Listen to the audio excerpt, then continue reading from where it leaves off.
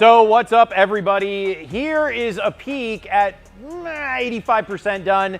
And as you can see, what we did wasn't really over the top. What we were going for with this one was something that was like factory, but better. And I think we did a good job of pulling it off. The client with this one is interested in listing this vehicle and possibly giving one of you at home an opportunity to own it.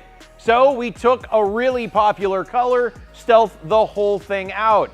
There's not a lot of options for this vehicle right now. So we raised it, put a leveling kit on it, got 1.5 inches out of it. Then we increased the tire size as much as we could. We're only able to put 265s on it, but the different tread pattern makes a huge difference.